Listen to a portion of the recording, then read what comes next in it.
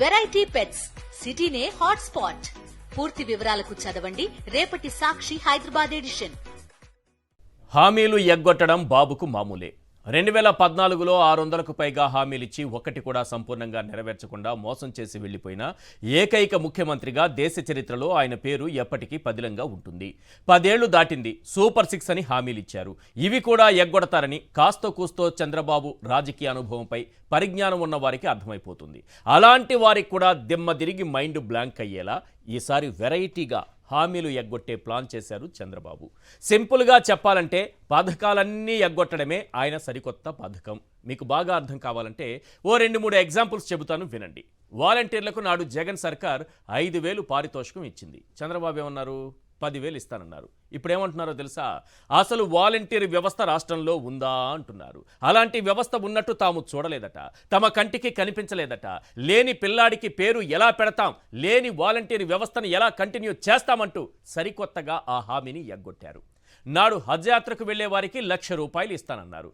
నేడు హజ్ యాత్రకు వెళ్లే వాళ్ళంతా పాపాత్ములంటూ తన కూటమి మంత్రితో అవమానించేలా మాట్లాడించారు.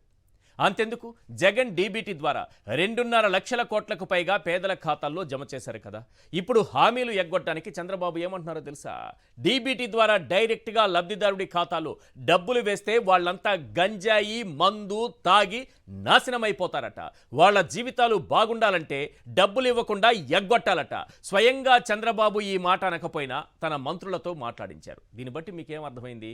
సూపర్ 6 వంచన ఫిక్స్ అని అర్థమైందిగా. ఫైనల్గా ఒక మాట చెప్తా, చెప్పాడంటే చేస్తాడంటే ఇది జగన్ ట్యాగ్లైన్. చెప్పాడంటే చేయడంతే ఇది చంద్రబాబు గారి పర్మనెంట్ ట్యాగ్లైన్. కావాలంటే ఓ 10 పాయింట్లు చెబుతాను, వినండి, మీకే క్లారిటీ వచ్చేస్తుంది.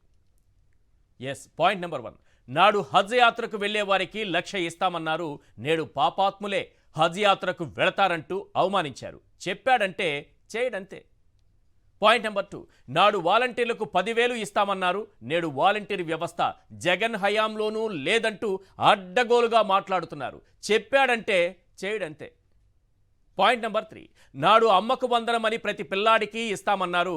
నేడు వచ్చే ఏడాది కమిటీ వేస్తామంటూ కాలయాపన చేస్తున్నారు. చెప్పాడంటే చేయడంతే. పాయింట్ నెంబర్ 4, నాడు ఏడాదికి 3 సిలిండర్లు అన్నారు. నేడు డబ్బులు మీరే కట్టి వచ్చే ఏడాది మార్చిలోపు 1 సిలిండర్ తీసుకోమంటున్నారు. చెప్పాడంటే చేయడంతే. పాయింట్ నెంబర్ 5, నాడు పెట్టుబడి సాయం 20,000 అన్నారు. నేడు బడ్జెట్లో 1,000 కోట్లు పెట్టి 52 లక్షల మంది రైతుల్ని తలా పావలా తీసుకోమంటున్నారు. చెప్పాడంటే చేయడంతే. పాయింట్ నెంబర్ 6, నాడు సూపర్ 6 అంటూ ఊదరగొట్టారు. నేడు డీబీటీతో డబ్బులిస్తే ఆడా మగ అన్న తేడా లేకుండా గంజాయి తాగేస్తారంటున్నారు. చెప్పాడంటే చేయడంతే. పాయింట్ నెంబర్ 7, నాడు మహిళలకు ఫ్రీ బస్ అన్నారు. నేడు బడ్జెట్లో రూపాయి కూడా కేటాయించకుండా ఫ్రీ బస్సు వట్టి తుస్సు అని తేల్చేశారు. చెప్పాడంటే చేయడంతే. పాయింట్ నెంబర్ 8, నాడు నిరుద్యోగులకు 3,000 భృతి అన్నారు. నేడు బడ్జెట్లో రూపాయి కూడా కేటాయించకుండా నిరుద్యోగుల నెత్తిన ఎల్లో టోపీ పెట్టారు. చెప్పాడంటే చేయడంతే. పాయింట్ నెంబర్ 9, నాడు ప్రతి మహిళకు నెలకు 1,500 అన్నారు.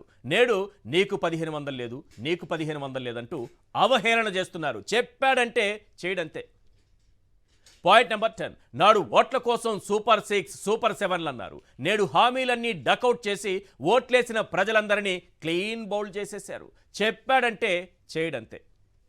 ఈ 10 పాయింట్ల ద్వారా అర్థమైపోతుంది ఒక్క హామీ కూడా నెరవేర్చడానికి ఈ ప్రభుత్వం సిద్ధంగా లేదు అని.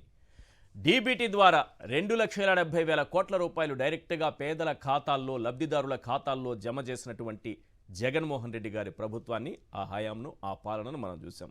ఇప్పుడు ఏమంటున్నారంటే మంత్రి గారు, మహిళా మంత్రి గారు సవిత గారు ఏమంటారంటే డీబీటీ ద్వారా డబ్బులు వేస్తే వాళ్ళంతా గంజాయి మందుకు అలవాటు పడతారంట. ఆడమగా తేడా లేదు, అందరూ గంజాయి తాగేస్తారట. మరి జగన్మోహన్ రెడ్డి గారు 2,70,000 కోట్ల రూపాయలు వేశారు. అప్పుడు గంజాయి తాగేశారు అందరూ. తల్లులు, మహిళలు, చెల్లెళ్ళు, మన అక్కలు, మన అమ్మలు వీళ్ళంతా గంజాయి తాగేశారా? ఒకసారి మంత్రి గారు ఏం మాట్లాడుతున్నారో అది ప్లే చేయండి సార్ ప్లీజ్. ఒక పక్క బడుగు బలహీన వర్గాల పిల్లలు కావచ్చు, మరి కాపు కావచ్చు, మైనార్టీ కావచ్చు, బీసీలు కావచ్చు, ఈ సెల్ఫ్ ఎంప్లాయ్మెంట్ గ్రూప్స్ లేకపోవడం వల్ల, స్వయం ఉపాధి లేకపోవడం వల్ల అందరూ ఎలా తయారయ్యారంటే వీళ్ళు బటన్ నొక్కే విధానాన్ని చూసి గంజాయికి అధ్యక్ష మందుకి గంజాయికి పని లేదు అధ్యక్ష, పని లేదు అధ్యక్ష, పని లేక మంత్రి గారు ఆర్డర్లో పెట్టండి అధ్యక్ష. అధ్యక్ష మీరు అధ్యక్ష అధ్యక్ష ఒక పక్క బడుగు బలహీన వర్గాల పిల్లలు కావచ్చు, మరి కాపు కావచ్చు, మైనార్టీ కావచ్చు, బీసీలు కావచ్చు, ఈ సెల్ఫ్ ఎంప్లాయ్మెంట్ గ్రూప్స్ లేకపోవడం వల్ల, స్వయం ఉపాధి లేకపోవడం వల్ల అందరూ ఎలా తయారయ్యారంటే వీళ్ళు బటన్ నొక్కే విధానాన్ని చూసి గంజాయికి అధ్యక్ష మందుకి గంజాయికి పని లేదు అధ్యక్ష, పని లేదు అధ్యక్ష, పని లేక మంత్రి గారు ఆర్డర్లో పెట్టండి అధ్యక్ష.